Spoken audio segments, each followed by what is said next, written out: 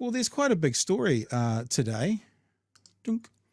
Quite a big story today with Andrew Costa leaving the police force. I think this is well worth having a look at because there's been a bit of controversy around Andrew Costa from those on the right, calling him things like a wokester and various other bits and pieces. And he's off to a new job. He's handed his, is it a pink slip? No, that's when you get fired, isn't it?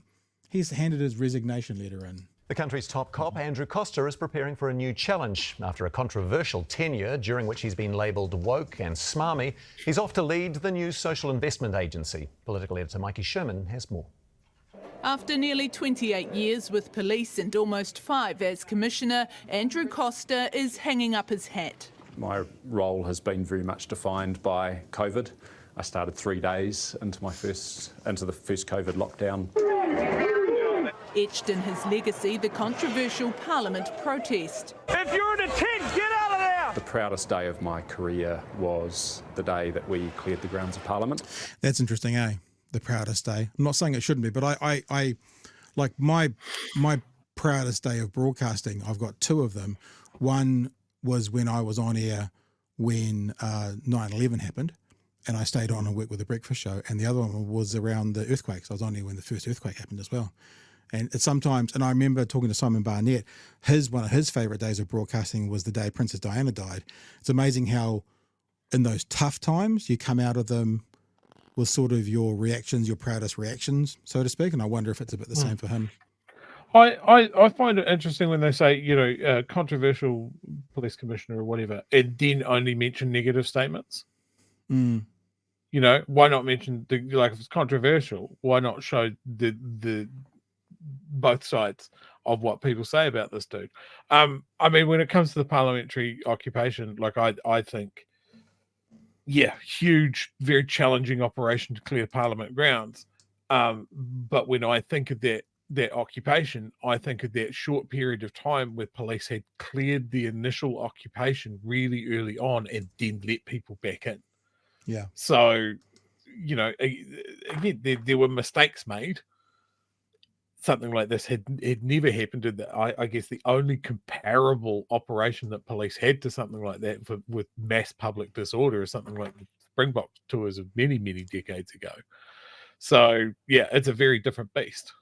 But that's still he's right to acknowledge the fact that his career is defined by COVID. Jesus. I'm just being made aware that I'm just going back on my dates now. I was trying to figure out when we started, the day we started.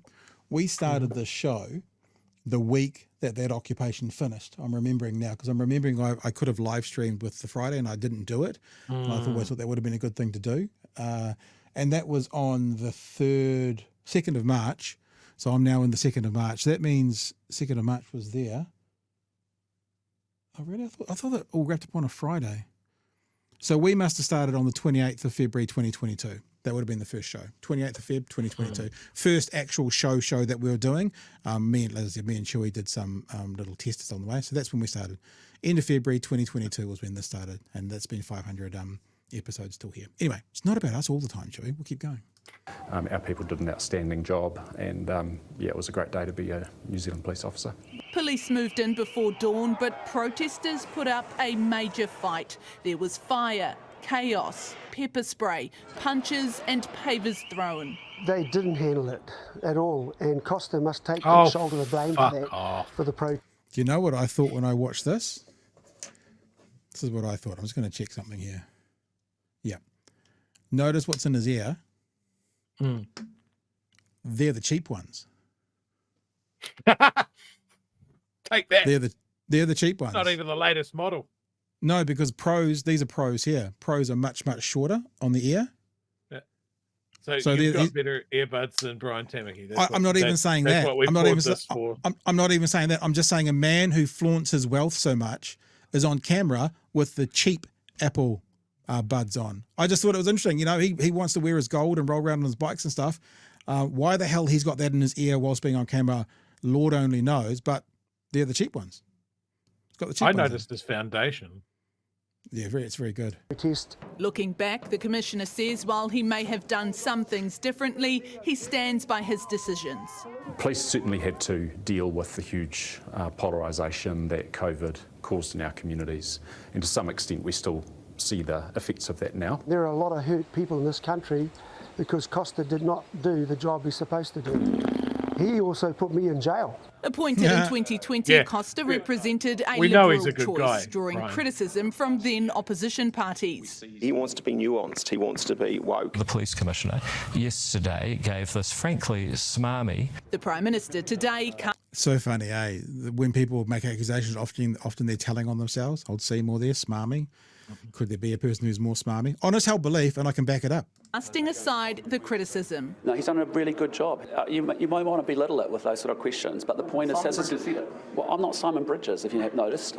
I care about my reputation, and I let my actions speak for themselves. Costa served under a revolving door of 4 Labor ministers, then Nationals' Mark Mitchell, with a strongly worded letter of expectation. I had a good talk with the Commissioner, and from that point forward, he has been working very hard to deliver for us as government. That includes a sustained crackdown on gangs, leading to widespread Thanks, Labor. arrests of Comanchero members and a drop in ram raid numbers. I'm very proud of him. I think he's done an exceptionally good job. Now a new job. This role is about trying to get the settings right at the top of the cliff. So great opportunity to keep making a difference for New Zealand. Andrew Costa, over and out. Mikey Sherman, One News. Yeah. Anything really about that, Chewie? I mean, it's a news story. He's heading off to do something else. Fair enough. Been in there for 3 decades. I think he's off to head an organisation of social good, which I think is notable. I do like the fact that Luxon found an excuse to get pissy about it, about a question from the media, which just seems to be a running theme. It does seem to, doesn't it? Seeing fresh-faced Simon Bridges talking about wokesters. Yeah. I wonder what's Simon up to now. Has he gone back to his yak farm, or what's he is doing? working for like Business Auckland. You know, they have that kind of the group that represents businesses in Auckland. And of course, as Dave said, don't forget Mark Mitchell. The happiest I ever saw Simon Bridges was when I think he was doing a TikTok or something on his yak farm. And I just wanted to go like this is when he was really hammering for leadership and to be prime minister and stuff like that. And I was just like, if you did more yak based videos, you'd have this in the fucking bag. Yeah, man. And he never worked that out. Yeah. Mike says Chamber of Commerce. There you go. I read that as Chamber of Romance for some reason. Yeah, and I was like, what? That's what he's doing. He's working for the Chamber of Romance. Chamber of Romance. It's the prequel to the first Harry Potter film. It's the Chamber of Romance. Some real. Simon Bridges in the Chamber of Romance. It's R-rated. Don't want to go there. Oh.